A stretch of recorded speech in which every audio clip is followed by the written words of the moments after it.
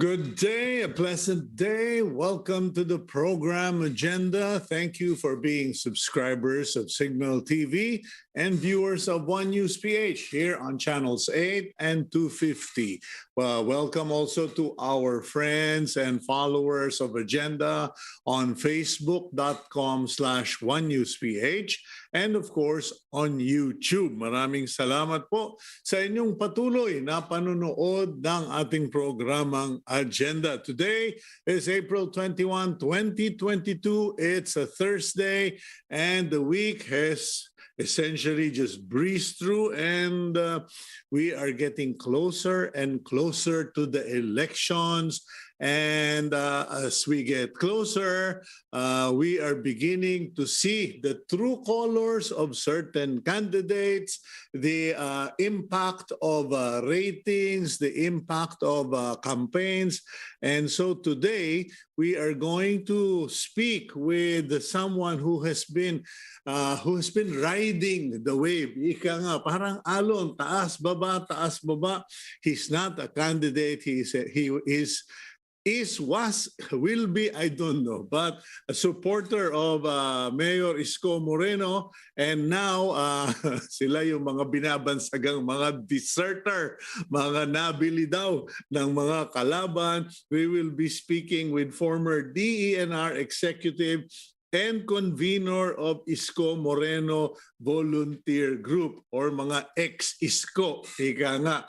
And after that, we will be speaking with Dr. Jaime Alfonso Aherrera and Maria Yzabell Angel Palma, both of whom won or were recognized as outstanding young men and women of the Philippines for 2022, if I'm not mistaken. Okay, TOYM awardees. Okay, but before that, let's go to our daily starter.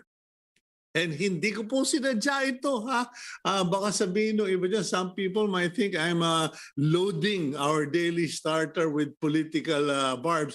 No, these are random things that we pick, we like, and is forwarded to our executive producer who schedules them. So, but today's daily starter, lies lead to goodbyes, okay? Lies lead to goodbyes. Whether you lie to your wife, husband, girlfriend, boyfriend, whether you lie to your boss, your parents. Well, parents, alam nyo, parents can never say goodbye to children. I know that for a fact. Both ways, to my father, my mother, and also to my daughter. But for other situations, lies lead to goodbye. So be careful. And may nagsabi nga, if you don't lie, you don't have to keep looking behind your back whether what you said still makes sense or if it's the truth. So lies lead to goodbyes. Nagkataon lang po na yung ating first interview later is on the subject matter of lies leading to goodbyes. Okay. Meanwhile, let's take a look at the front page of the Philippine Star. The headline for today on the front page, Comelec junks last DQ case versus Marcos. Ayan po, dinismiss na ng Comelec yung kahuli-hulihang kaso laban kay Bongbong Marcos for disqualification. Now, at the top of the of the front page, the header, Concepcion, okay, a presidential advisor on entrepreneurship, Joey Concepcion, pushes for vaccination and booster shots to avert a surge during the month of May. Okay, kasi yan na po ang mga forecast. That is the forecast possibility within the month of May. God forbid during the elections that there will be a serious surge of cases if you, our viewers, do not have your booster, your first, second, third shots, and you do not observe health protocols. That big picture at the top of the front page is a picture of many commuters, mga biyahero po, who were planning to go back to the provinces after coming to Manila during the Holy Week or have been intending to go to the provinces, they got stranded in the different bus terminals along EDSA because the buses were not allowed to enter EDSA after 5 a.m. and could only return at 10 p.m. So madaling salita, ayun, yung mga consumer na naman, mga ordinaryong tao, our citizens are once again the victims of policies of government and miscoordination. Okay. Meanwhile, the PNP ready to thwart plots to destabilize elections. Okay. PNP Chief Leonardo Carlos says, pinaghandaan na nila. They are ready to respond, to react to any plots to destabilize the elections because Senator Ping Lacson claimed in their magnificent press conference last Sunday, the Magnificent Five, banda ng No Direction. Okay, they claimed that meron daw silang nasagap na balita. They caught wind of a story that there will be an attempt to destabilize the election. Okay, meanwhile, the Department of Agriculture fuel subsidy exempted from poll spending ban. COMELEC has given the go signal to the DA to carry on with giving the fuel subsidy to farmers and fisher folks. And the Department of Health, meanwhile, wants COVID safety officers at poll precincts. Undersecretary Maria Rosario Vergere has suggested that during the elections, all the election centers or voting centers should have safety officers na sisita who will call the attention of people violating safety protocols, those who are not wearing masks, those who are gathering in groups, those who are not observing social distancing, which is very good. Okay. Meanwhile, you have a photo on the bottom left of the Star with Secretary Mon Lopez of the Department of Trade and Industry with U.S. Department of Commerce Secretary Gina Raimondo, okay, in Washington to discuss Indo-Pacific Economic Framework and major economic reforms in the Philippines. Okay, he is the second Duterte cabinet member in the United States at the moment. Okay. Meanwhile, Senator Franklin Drilon has defended the SIM card registration bill as constitutional, citing all of the provisions of the Constitution and explaining that there is no infirmity, including the provision that mandates the use of one's real name and registered SIM card in creating social media accounts. Lumalabas po, regarding that, it turns out that we who have Facebook accounts, it's not the account that you're supposed to be registering. It's still your SIM card because you still need a mobile account or SIM card for all of those. Okay, now last but not the least, you have a photo of mask donations.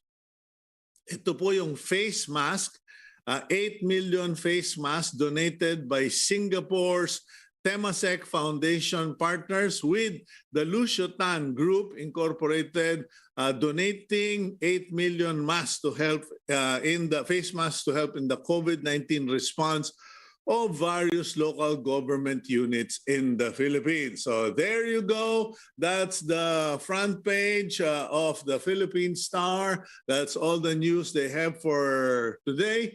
And let's now go to our first guest. I hope he is there already, ready to go.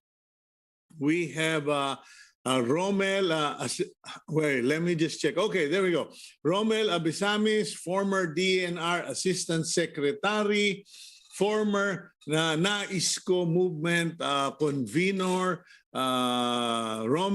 Sir Rommel. Good morning, sir. Good morning, kababayan Cito. Good morning sa lahat ng viewers natin. O saan ako nakatingin, nandiyan ka na pala sa frame ko. Oo. Okay. So Rommel, let's go straight to the point. Kasi in the last few days, things have turned ugly internally for the Isko group. Meaning, there have been accusations, etc. Isko Moreno claiming that his followers and supporters have been bought by certain parties, that he has been betrayed or whatever. What's going on? What really happened? Well, ganito yan.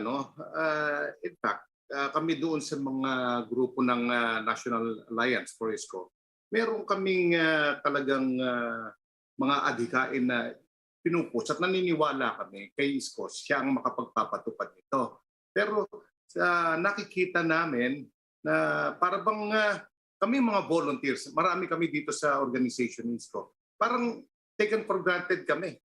Parang hindi kami napapansin, maraming gustong tumulong, pero baliwala. Paano namin maipapagpatuloy yung aming mga gustong mangyari sa bayan? So, dahil dito, nagtawag ng unity call ang aming head, si Mr. Yusek Tim Orbos, para siguro this time, dahil merong nangunguna lagi sa survey, kailangan manalo itong aming mga pinaplano. So, kailangan dito mag-usap-usap itong mga presidentiables. Pero ang nakakalungkot dito, ang unang nag-decline ay yung pangkandidato namin. So, si Isko? Yes, oo. Through the announcement of Mr. Lito Banayo, yung campaign manager, hindi sila sasama doon sa Unity Talk. So, sabi namin, pagka ganito, yung ipinaglalaban natin para sa taong bayan, hindi masusunod. So, nag-decide kami na mag-switch na ng support doon sa alam namin na mas malaki ang tsansa na ipaglaban yung aming ipinaglalaban para sa bayan. Kaya nga nakakalungkot lang, marami na kaming nadinig, in fact, to the point na nabayaran daw, ganyan. Hindi ka na naman lagi nabayaran. Pero if I may ask, Yorme, siya yan sabi nun hinuhubaran at nababayaran. If I may ask, to name names, sino kaya itong mga nabayaran na to? At kung merong pruweba. So doon, dahil doon, nasasaktan din kami. Kahit pa paano, yung mga pinagdaanan namin, may kaunting honor pa naman kami, pero mukhang hindi tama. Okay, now Sir Rommel, matanong ko lang, kasi parang you guys put all your ika nga, tumaya kayo kay Yorme, believing that he's your candidate. Now, has that proven to be wrong? Kasi ewan ko paano ko sasabihin na walang masaktan, pero kasi ako, mayroon akong susuportahan kasi naniniwala ako sa isang tao na magagawa niya lahat ito. Hindi ako basta-basta lilipat kasi popular yung kabila o sumisikat itong kabila. Teka, talo na ito, lipat na tayo. Maraming Pilipino very loyal. What led many of the supporters to just, kasi parang may sinabi nga si Tim Orbos na parang, teka, hindi na ikaw yung kilala namin noon. Parang nag-iba ka na. Parang ganun ang basa ko, no? Well, totoo yan, Sabi nga nila, meron kasabihan na my loyalty to the candidate ends when my loyalty to the country begins. So, sa nakikita namin, doon sa takbo, consistent na number one yung nangunguna, of course. Tapos, itong sinusuportahan namin ngayon, ang consistent na sumusunod, malapit na sa number one, kung tataya kami dito at ang loyalty namin ay dito sa kandidatong ito, hindi maipagpapatuloy yung aming mga iniisip na dapat maibigay sa taong bayan. Kaya ang ginawa namin, ganyan, mag-switch na lang kami ng support doon sa inaakala namin na makapagbibigay. Hindi yung kaya kami nandito dahil loyal kami sa kandidato. Loyal kami doon sa aming ipinaglalaban. Kaya kung nangyari man ito, siguro pasensya na kay Yorme, pero sa takbo ng aming kampanya talagang hindi lang naman yung ipinaglalaban namin siya bilang kandidato, kundi sa nakikita namin kung may depresya itong campaign team yung campaign namin, strategy. Mukhang wala. Kami mga volunteers, hindi kami nagagamit. Okay. Yan. May mga simple requests like mga campaign materials, pero ang sagot sa amin, hindi na natin kailangan ng campaign materials dahil matatakpan na yan ng local election kasi pasok na yung 45 days. O paano na lang yung mga watchers? Ang sagot sa amin is hindi na natin kailangan ng mga watchers dahil meron namang computer. Maniwala kayo sa computer. So anong gagawin namin? Gusto namin tumulong sa iyo para manalo.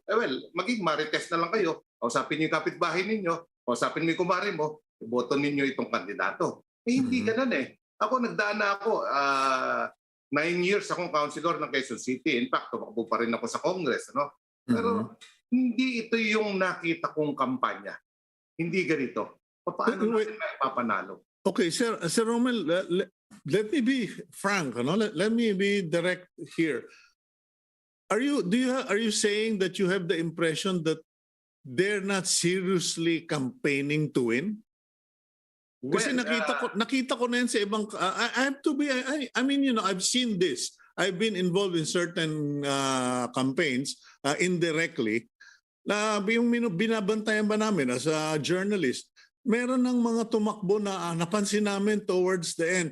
Teka, parang walang intention tong manalo. Hindi na, I've seen presidential candidates past na biglang yung isang araw natalo dahil hindi gumasta. Yung isa naman ayaw gumasta kasi hindi naman intention manalo. Well, actually, isa yan sa mga pinag-uusapan namin. Ito nga, ano ba nangyayari ngayon? Panay ang banat kay Vice President Leni Robredo. Bakit ang binabanatan niya itong number 2? Ba't hindi banatan yung number 1? Tuloy, merong mga nagsasabi sa amin, baka iyan si Yorme ay kandidato ng number 1. Kaya kailangan banatan si number 2. Talaga bang intensyon niyang manalo? I hope nagkakamali ako, no? Pero yung nangyayari mukhang ganun Tama yung sinasabi mo May intention pang manalo. Were you given the impression na opposition siya o hindi? Well, nung una, hindi siya opposition, hindi siya administration, meron siyang sarili. Nakagitna siya. Nasabi nga siya, hindi daw siya pinklawan, hindi siya pulahan. Siya'y asul, na nakagitna. Pero mukhang hindi yun ang direksyon sa nakita namin O ano nakita nyo? I mean, let's call a spade Sir Rommel kasi gumulo masyadong magulo. Tinawag na bayaran, mga deserter, etc. Pero tapos sinasabi nyo ngayon, klaseng wala naman yatang planong manalo at nagiging pinaghihinalaang pang candidate ng number 1. Well, totoo yan. Yan naman naitatawag lang sa amin ng aming mga supporters or mga kasama. Pero sabi ko kaya gumulo na ganyan. Una, yung pagtrato sa aming mga volunteers. Okay. Parang feeling namin, parang hindi kami kailangan. Tanungin ko na kayo, Sir Rommel, ang claim nila, kasi nanghihingi raw yung mga local government candidates ng campaign funds. Parang kumbaga, hindi nyo kami napondohan, iwanan na namin kayo, lipat na kami na ibang grupo. How true is that?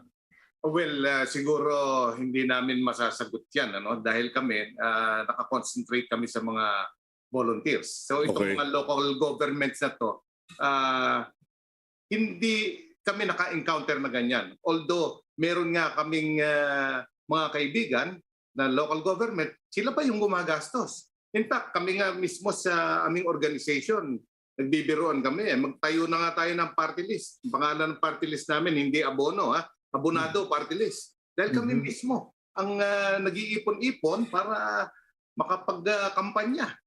Okay, pero anong masasabi nyo na yung mga Leni group, their supporters are on their own, spending their own money. Hindi ba tama naman yata yun, di po ba? Tama yun. Oo. Kung walang perang or pondo na umiikot sa partido, then talagang gustong tumaya or yung mga followers ni Vice President Leni na gusto talaga siyang manalo dahil naniniwala sa kanya, talagang kung meron naman silang pang-abono, mag-aabono sila. Pero kung wala naman pang-abono, gagawa sila ng paraan para lang maipanalo itong si Vice President Leni Robredo. Okay, going back to ating discussion, pagpasensya mo na medyo apektado yung utak ko ngayon ng gamot eh. Ito yung hirap pag marami ng tama eh. Okay. Sinabi ninyo yung direction nyo is number one, you want a candidate who can carry your plans, your visions, yung mga gusto ninyong mangyari, number one. Number two, nakikita ninyo na mukhang, sabi nga ni Tim Orbos, liamadong-liamado si Leni, baka mas mabuti pang sumama na tayo kay Leni at magkaroon, if I may, no, he suggested that by unifying, there could be a coalition government where all of the candidates now, such as Ping Lacson, can be part in pursuing good government. Manny Pacquiao can be the person who will bring in the masses. Even Yorme, etc. Now, anong nangyari? Hindi ba kayo kinausap? At least kumbaga magkaliwanagan kung ano talaga yung gusto ninyo mangyari. Kinausap ba kayo ni Yorme? Well, nung nagtawag kami ng unity talk among the presidential also, no? Walang nag-attempt na kumausap sa amin. In fact, kami ang nagparating doon sa campaign group na hindi na natin kaya ito dahil nga masyadong malayo na. Kailangan siguro mag-usap-usap na itong mga pangulong kandidato natin. Pero yun na nga, na nakakalungkot, unang nag-decline na yung kandidato natin. So, pinubukan namin i-attempt yung ibang mga wala rin. So sabi ko, we have to decide now. Nagkasundo kami nila Tim na we have to decide now to support kung sino yung alam namin na makapag-deliver ng mga visions namin para sa taong bayan. Yeah. Tim Orbos made that announcement before Holy Week, if I'm not mistaken. Pero yesterday, parang yung youth group ninyo or yung mga kabataan nagdeklara rin na goodbye na. Well, alam mo, tama. 5 youth groups from Aksyon Demokratiko ang nag-declare na shifting their support to Leni Robredo. In fact, itong 3 Quezon City Councilors na Aksyon Demokratiko mismo ay nag-declare na rin ng shift ng support nila from Isko to Leni Robredo. But they are not abandoning the Aksyon Demokratiko Partido. They will still support Isko Moreno. They will still support the 3 senatoriables. Pero except ito lang Pangulo. Dahil nga, ganun din. Same yung aming sentiment na hindi kami napapansin dito sa Quezon City. So, ito pa nga ang isang mahirap. Yung after the press con, nung kailan ba to? Nung linggo. Yes, oo. Ultimo si Vice President candidate Willie Ong. After the after the press con, following day, nag-vlog siya. Sabi niya, mukhang iba yung kanyang pananaw sa kanyang kandidato for president. Siya, tayo magtatawag ng withdraw kay Leni. Pagpatuloy ni Leni yan. Lahat magpatuloy, walang mag-withdraw, pero yung pagtawag na yon hindi siya sang-ayon. Okay. Samantala siya, Vice President siya. Okay. Ano ang plano ng grupo ninyo? Kasi, so you're putting your support to the Leni campaign. Has VP Leni or the party of VP Leni embraced you into the fold? Or parang, sige, salamat po, kita-kita na lang tayo sa eleksyon. Ganun ba labanan dyan? Hindi, mukhang mas nararamdaman namin na mahal kami dito . Talagang welcome kami, gawin ninyo kung ano ang magagawa ninyo para ma-push natin yung adhikain natin. At sila ay sumusuporta. Hindi sila walang financial support ito. Basta anong kailangan ninyo, sino kailangan ninyong kausapin, baka meron kayong mga hindi kaibigan dyan, itong mga leaders namin makakatulong dyan. So tulungan talaga. Ini-embrace kami. Totoo yun. Okay, what are your future plans? O ano yung mga balak niyong gawin moving forward? Kasi last 3 weeks na lang tayo. Well, ika nga, no? Parang kumbaga sa karera ng F1, nandun na tayo sa curve na malapit na sa last lap. No? Mas high moral kami ngayon. No? Dahil marami pang grupo na nag-signify ng intention to join us. Actually, nag-i-start na. We can feel it. Yung bandwagon effect. No? Hindi ko muna babanggitin. Ano? In fact, pati doon sa dating kampo namin, may mga tumawag na in time magdideklara sila. Kagabi lang, inabot lang kami ng mga 11:30 or 12 o'clock dahil nga dito sa mga grupo na gusto nang sumama sa amin as volunteer groups. Marami. Actually, kaya nga nalulungkot nga kami doon sa una na kami ay napagbibintangan na pera-pera. Pero ang tanong ko nga lang doon, name names. Sabihin kung sino yun. Nabanggit mo na rin yan, Sir Rommel. Matanong ko lang kayo. Kasi sino ba talaga ang nagsabing, Yorme, atras na. Mga team members ba niya? Kasi you asked for a unity call, mag-usap-usap. I get the impression na within your group, medyo kumbaga may mga nagsalita ng mukhang talo tayo dito, mukhang malayo ito, pwede bang umatras na tayo? Or naniniwala ka? Tinatanong mo nga, sino ba yung nagpapaatras sa kanya? Well, actually, walang nagpapaatras sa kanya. Kaya nga nagtawag ng unity talk si Yusek Tim Orbos. Hindi naman ang ibig sabihin nun mag-usap-usap kayong mga presidential bonds para paatrasin si Isko o paatrasin kung sino man. Pwedeng mag-usap-usap kayo at pag-usapan ninyo kung sino talaga ang pwedeng ilaban natin dito sa nangunguna. Kasama diyan si Isko, kasama si Leni, kasama lahat. Walang nagpapaatras sa kanya. Not even within the Moreno, with the Yorme group? Yes. Hindi ninyo hiningian na umatras siya, hiningi nyo lang pag-usapan na yung unity. Correct. Oo. Okay, pero obvious naman Yusek na ang bandang huli, ang llamado si VP Leni pa rin. Di ganun din ang kararatnan. Were you hoping that, what did you hope to achieve with the unity talk? Well, ang kasi hindi naman tumitigil yung panawagan ng unity talk among the opposition. Hindi tumitigil yan. Pati yung One Sambayan, nagtatawag din sila. Pero hindi nga hindi mag-meet hindi makumpleto. Pero sabi nga natin, malapit na itong matapos, ilang weeks na lang matatapos na. We have to decide para masunod yung ating pinaglalaban para sa bayan. So kumbaga natin, ang direksyon talaga ay papunta na kay Vice President Leni dahil siya na ang leading among the opposition. Okay, now so lumalabas na within the ranks and the circles of the opposition, ang pinag-uusapan dapat unity of one candidate, pulling together of forces para mas lumakas yung programa ng opposition, quote unquote, in winning and getting their programs across. Pero ang nangyari, am I correct, iniba yung pangalan, ginawang withdrawal. Sinabi withdrawal.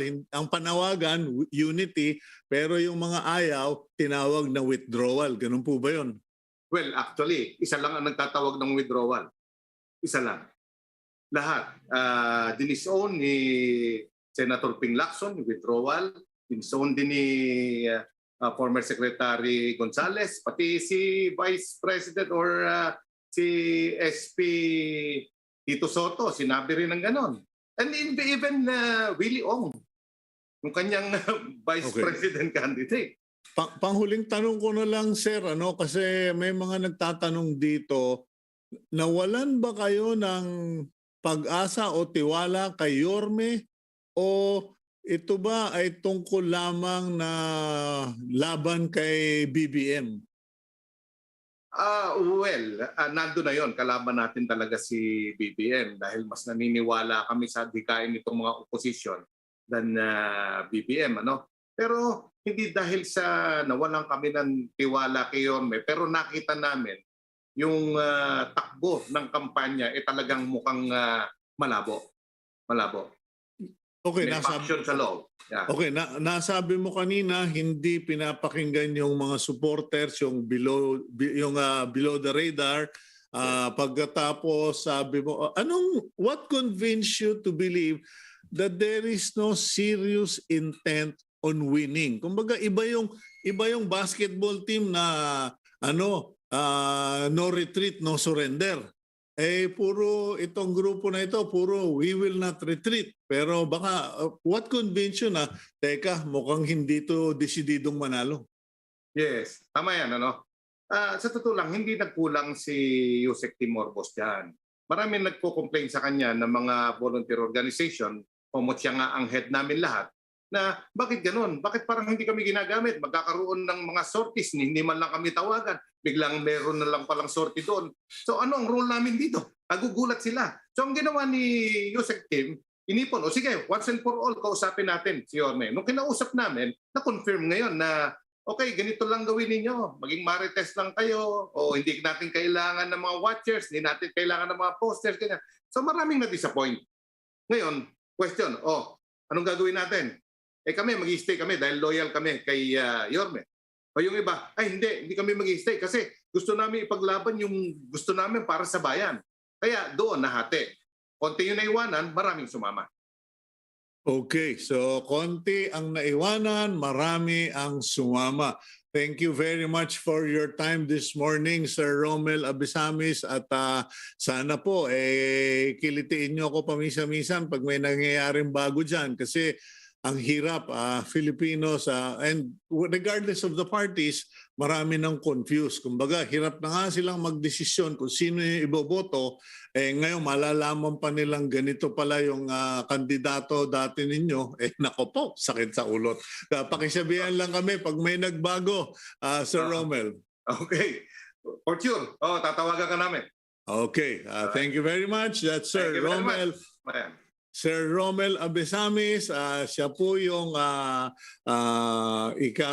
isa siya dun sa mga founding members nung na Isko movement, nais kong lumipat ng tahanan na sila ngayon. Nag-change of address na sila. But please, ladies and gentlemen, before we go to the break, allow me to read the statement of Tim Orbos.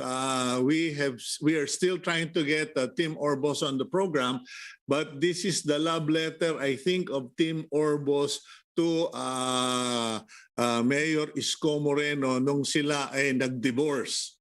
There was nothing wrong in our call for unity.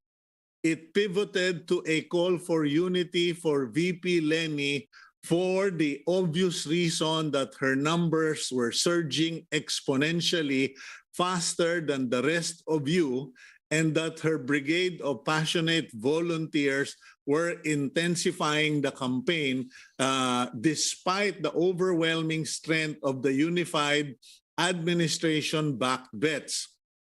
She is our best bet, and we thought you would understand that you would be doing a great service to our country to have a unified front. And even beyond the elections, a new coalition government could have been possible with all your strengths put together. Imagine an administration having the hands-on, can-do bravado of Yorme, the good governance of Ping, the sense of the masses of Senator Pacquiao, all united with VP Leni as the unifying motherly leader of our nation. Can we not wish for the best, the dream team of our country, said Team Orbos. Ayun po. So maraming salamat dyan. We will now move on to a break. And after the break, let's talk to the latest batch of outstanding men of women in the Philippines here on Agenda.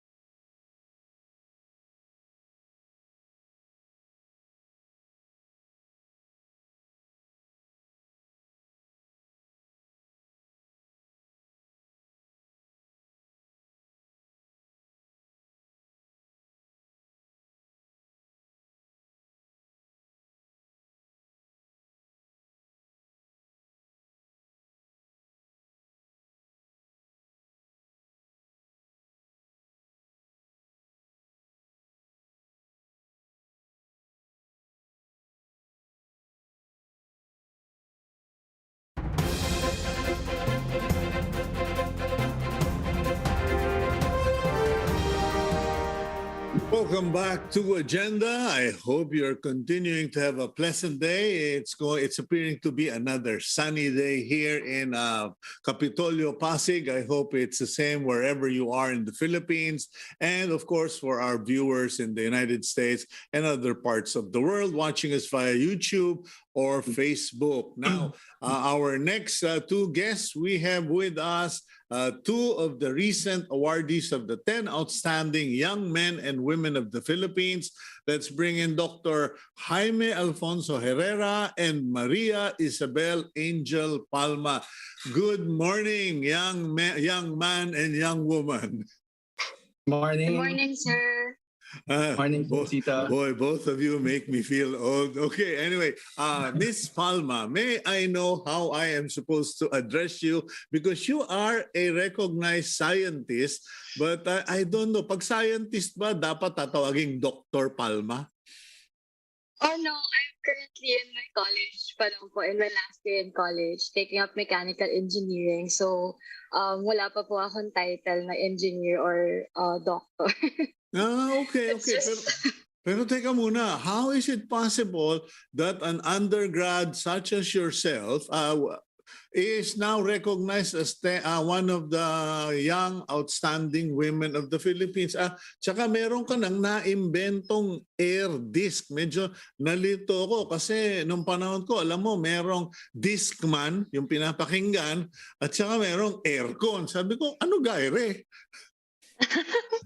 So, I had aired this po kasi for my high school project in Philippine Science High School.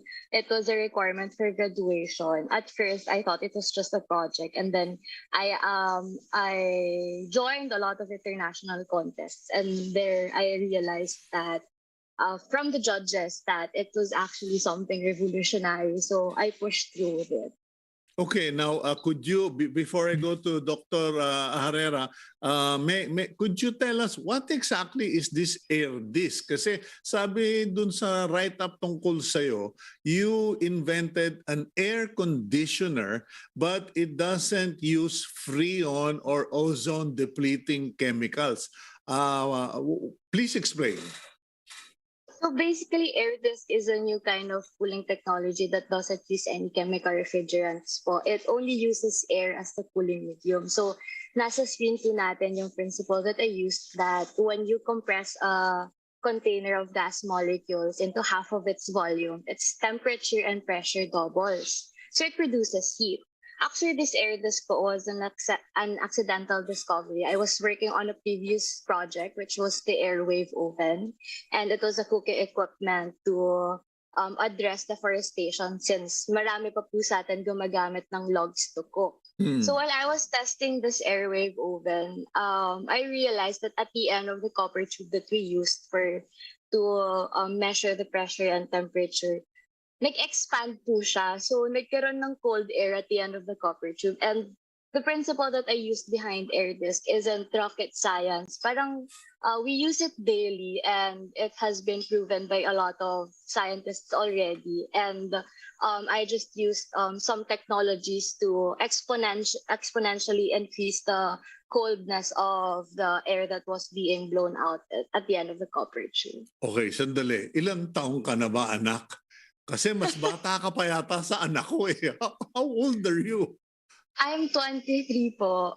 You are just 1 year older than my daughter, but I compliment you that at that age, you already have a double experiment that is clearly going to be life-changing. Now, let me go to Dr. Jaime Alfonso Aherrera. Dr. Aherrera, from what I gather, you are a cardiologist and that you're a graduate of De La Salle, and that pero nahasa ka doon sa hospital na kung saan ka mabarel, masagasaan, dalhin ka sa PGH. Okay, so nahasa ka sa PGH, but apparently you developed certain measures or systems that were integrated in the anti-COVID management of PGH. Yeah. Hi. Thank you for having us, Sir Cito. No, I did graduate from La Salle, but I moved to UPPGH in 2009, I think, and I'm still there. I practice as a cardiologist there. Although as a cardio, we don't just practice our field. We are also researchers. We teach a lot, no.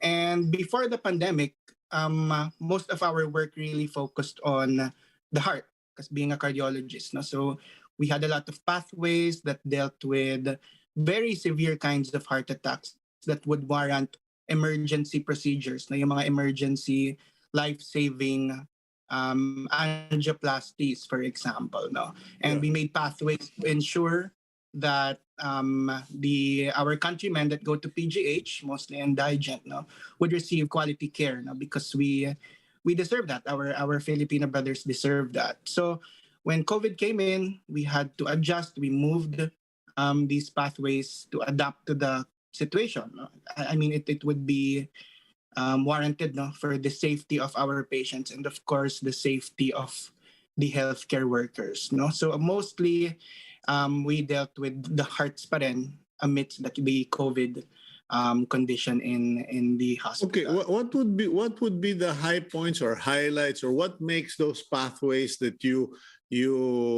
initiated unique? Oh, of course. Well, our setting in itself is unique, no? Even before COVID, no, we are dealing with people who have nothing. Angioplasties are very expensive. I don't know if you would know, but in private centers, they would really cost a lot, hundreds of thousands. No? And we had to devise ways, no, to make sure that each heart would deserve the same quality of care. So the situation in the government hospital in itself is unique.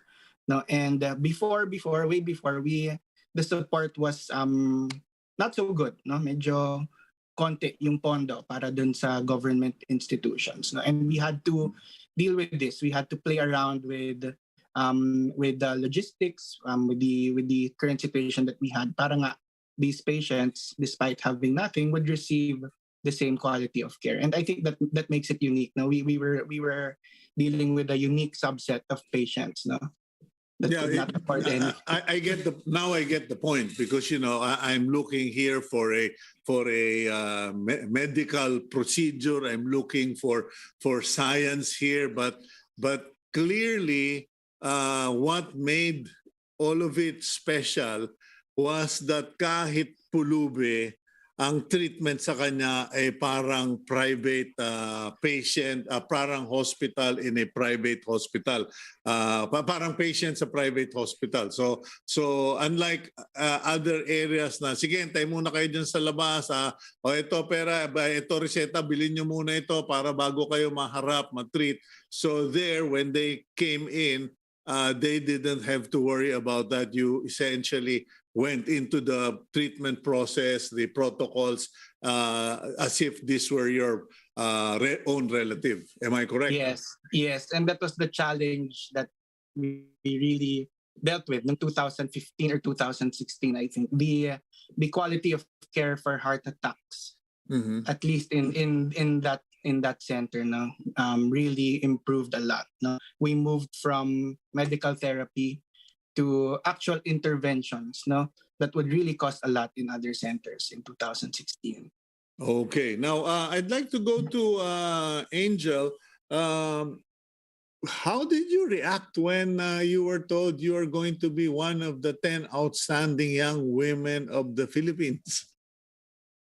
Honestly, sir, I still can't wrap my head around it up until now, and it still feels so surreal, even though na-awardan na kami and I've already met with the other co-honorees.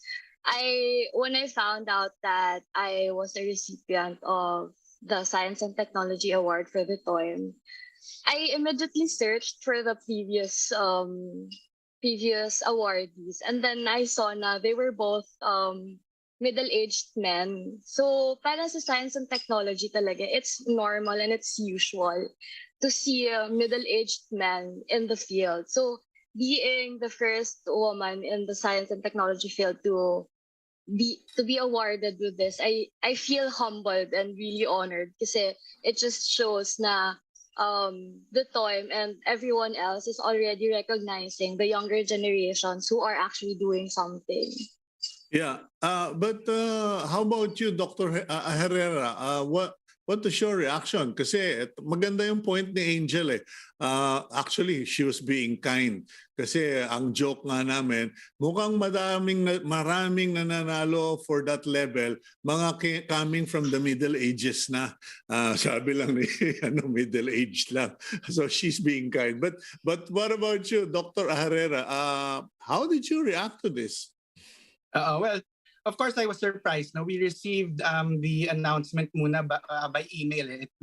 Na-email yan sa amin on a Sunday. And when I read it took quite some time for it to sink in. Parang hindi ako makapaniwala, because it's, in my field, no, in the field of medicine, it's quite hard to, get achievements like this, because doctors are really expected to serve, to save lives. So what makes you different, or what makes you stand out? And I can only recall the so many times na doctors ahead of me. People who I look up to and whose caliber I could only pray to be a fraction of. So it was a challenge. I saw it as a challenge, and a big responsibility to be recognized. Okay. As a TOYM. Angel, may I ask, because Angel and Dr. Herrera, many people assume pag nanalo ka ng TOYM, babahain ka na ng mga offers, bigla kang bibigyan ng promotion ng boss mo sa hospital, or biglang ang daming mga headhunter na tumatawag sa inyo, or offering scholarships abroad, especially for you, Angel. I'm sure that because you've won so many awards, you've been in so many international competitions, that you have a menu of universities and scholarships available to you, Angel. So for me po, the engagements increased. A lot of groups and organizations invited me for speaking engagements. And for me po kasi talaga, that's my goal, is to encourage young women and the next generation to involve themselves in science and technology. And actually po sir, may linabas yung DOST in the news na for the past decade daw, parang ngayong generation na to, yung maraming babae and mga bata na nakikita nila yung sarili nila in the field of science and technology. And for me, that's very heartwarming as well as very, kumbaga, interesting kasi at the end of the day, science makes the world go round. Lahat ng meron natin ngayon is because of scientific facts and a lot of researches. Okay, so what about you, Dr. Aherrera?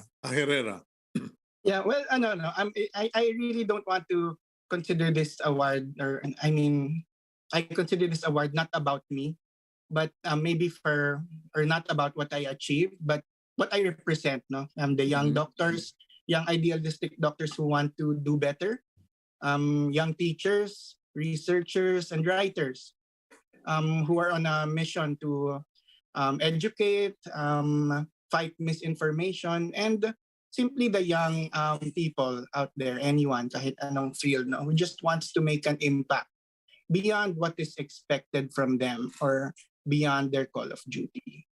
Okay, now clearly you have a heart for the poor, or you wouldn't have gone to PGH and stayed in PGH. Alam mo, that by itself is heroic, and that being recognized as one of the country's outstanding young men is already, putting you on a different level. But what about the temptation to go abroad?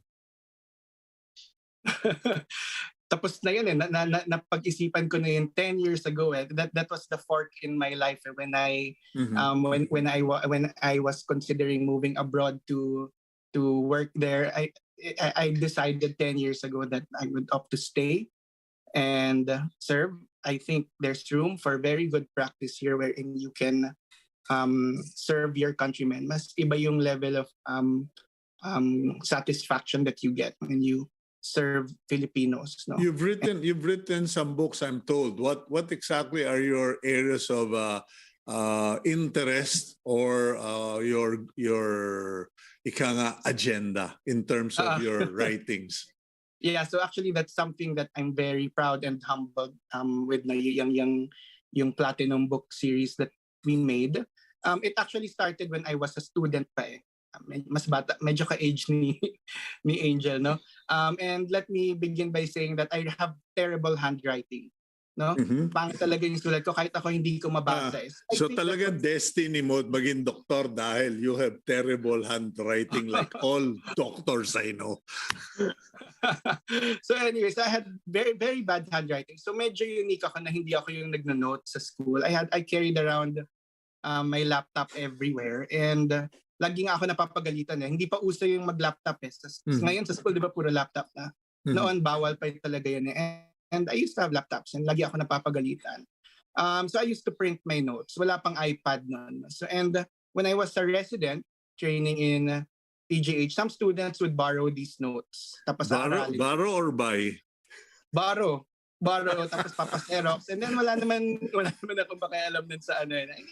I didn't really want credit for it. And then it got quite popular in the hospital. So pinaserox yan ng mga students, and then it got kumalat na sa Luzon, umabot na sa Visayas. And then sa Pedro Hill, may mga Xerox shops doon. Ginawa nilang book. Binibenta na nila. And what can you do, diba? I mean, instead of getting mad, I got flattered, no? And ginawa siyang libro. And then in 2009, I met a group of doctors who shared the same passion, no?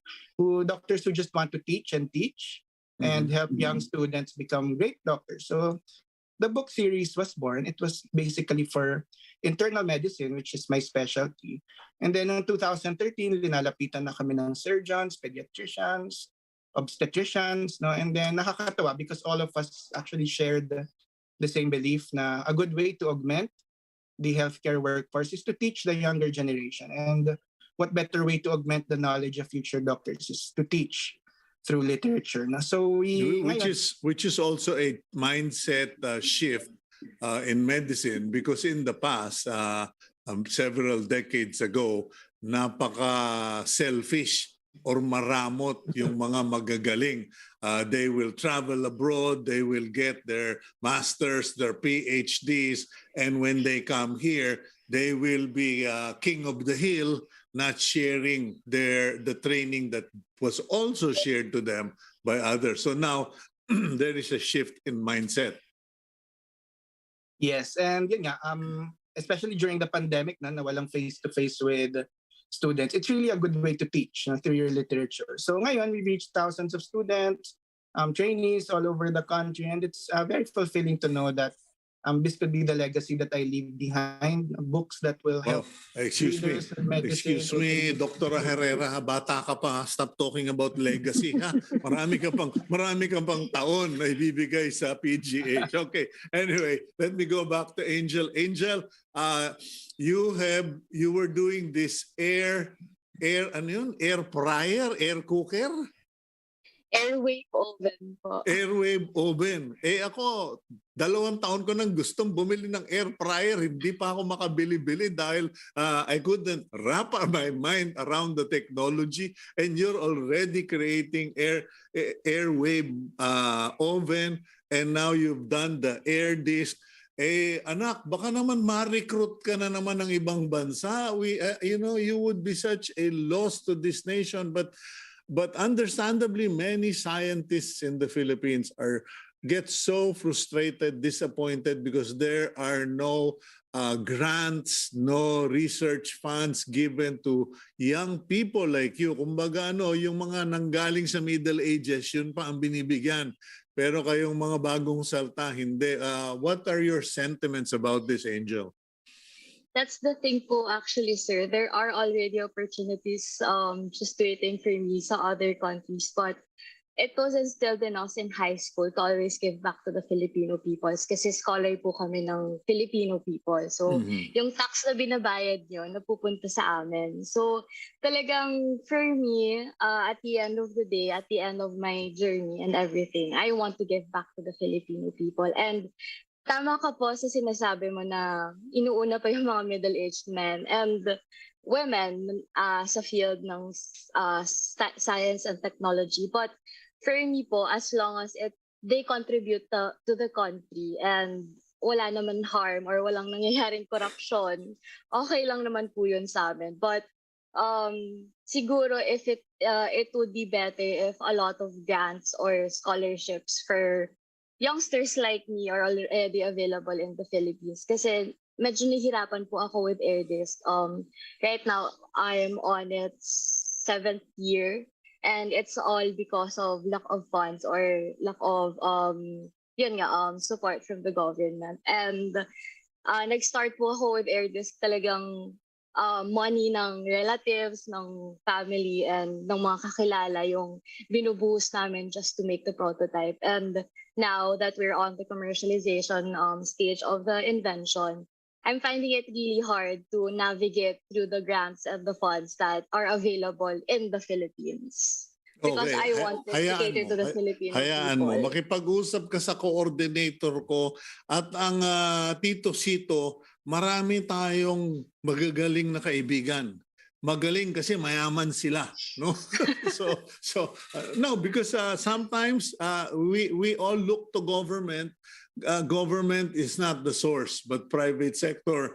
And I will commit to at least introduce you to a few who are similar in mindset, but tingnan natin. But while you're here on the program, just my last question, Angel, before we go. Are there a lot of people, young men and women like you out there, students who have such, wow ideas, but have not been discovered as you have been discovered? Actually, with our researches po, and since it's a requirement in school, like a lot of senior high schools now require research to graduate. there are a lot of young men and women actually na talagang binubuhos rin nila yung time nila to do research and to contribute in their own little fields, in their own respective fields, in their own little ways. So it's just that, sabi nga po ni Doc Aherrera earlier, it's what I represent. It's the young people like me who are trying to make a difference in our own small ways, pero marami pa po talagang hindi nabibigyan ng attention just because ang tingin sa amin ay estudyante pa lang and Okay. estudyante lang. There is a And verse. There is a verse in the Bible that says, "Do not let people tell you that you are young." Okay, si Stephen yata yun. You research that. Both of you are good in research, but we have to go because I will pay a penalty if I extend the show. Maybe I will reschedule or re-invite you to program. But thank you very much, Dr. Jaime Alfonso Aherrera and Maria Yzabell Angel Palma. You bring hope to the nation. And please, if you get anything from this program, let your Tito Cito tell you, never give up. Never give up. Thank you very much. God bless both of you. Thank you. Thank you for having us. Thank you po. Okay, now let's go to the blessing of the week from Jeremiah chapter 30, verse 19. From them will come songs of thanksgiving and the sound of rejoicing. I will add to their numbers, and they will not be decreased. I will bring them honor, and they will not be dismayed. And that's today's agenda. Thank you for joining us. Please keep it here on One News PH.